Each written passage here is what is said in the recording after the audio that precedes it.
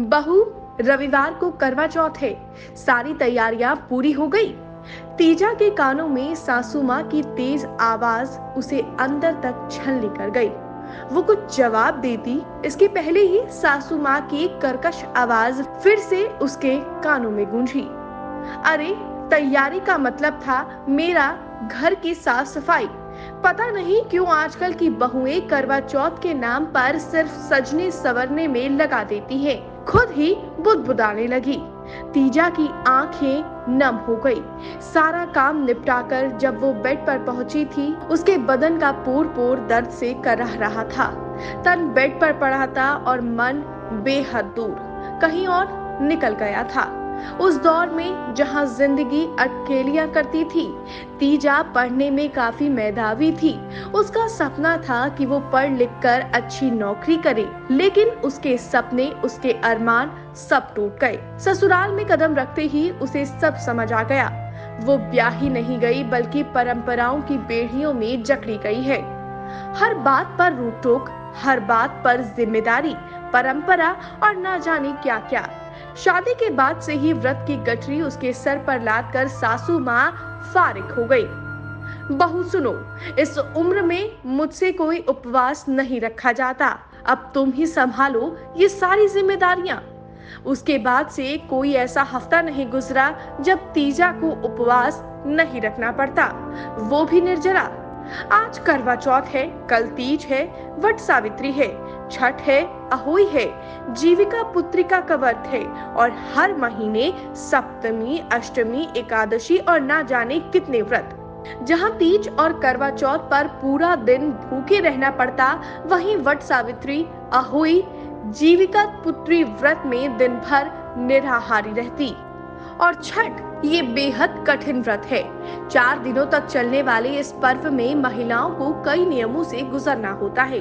पहले दिन न्याय खाए खरना करती है, जिसमें न्याय खाए के दिन दोपहर में स्नान करके कद्दू और भात एक समय खाती हैं। दूसरे दिन खरना में संध्या काल में गुड़ का खीर, मीठी रोटी, मिठाई का भोग छठ मैया को लगाकर एक समय भोजन करती हैं। तीसरे दिन पूरे दिन निराहार रहकर उगते सूरज के सामने नदी, तालाब और जल में खड़ी रहती हैं। चौथे दिन सुबह सुबह ठंडे जल में खड़े रहकर सूर्योदय का इंतजार करते हैं और उगते सूर्य को नमस्कार करके व्रत को संपन्न करते हैं।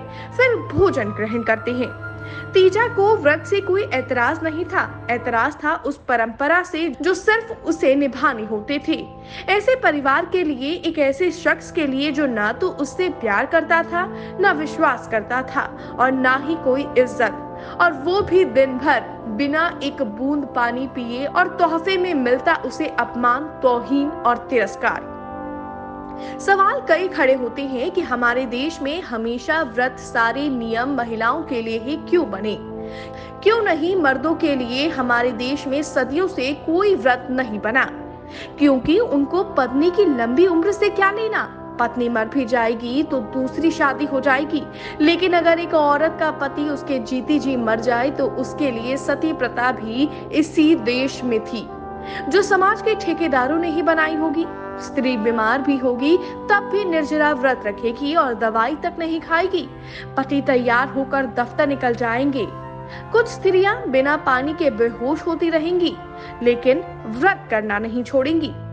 जबकि सच ये है कि स्त्री और पुरुष एक दूसरे के पूरक हैं। एक के बिना दूसरे का कोई अस्तित्व नहीं रह जाता।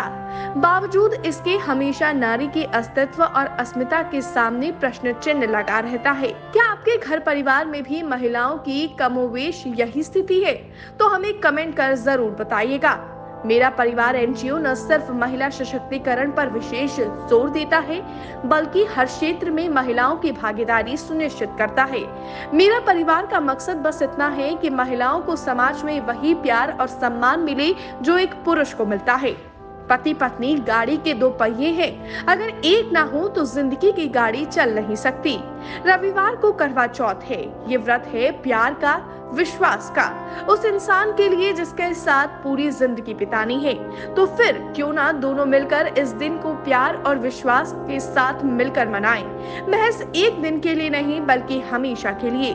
उन महिलाओं को सलाम जो सदियों से कष्ट सहकर भी ऐसे व्रत का पालन करती आई हैं, चाहे वो आज की गृहिणियां हो या जेट उड़ाने वाली महिला पायलट। दोस्तों, समाज में हो रही सच्ची घटनाओं पर आधारित ये कहानी आपको कैसी लगी, आप कमेंट कर जरूर बताइएगा। अगर आपको ये वीडियो अच्छा लगा हो तो लाइक कीजिएगा, शेयर कीजिएगा और हमारे YouTube चैनल को सब्सक्राइब करना नहीं भूलिएगा।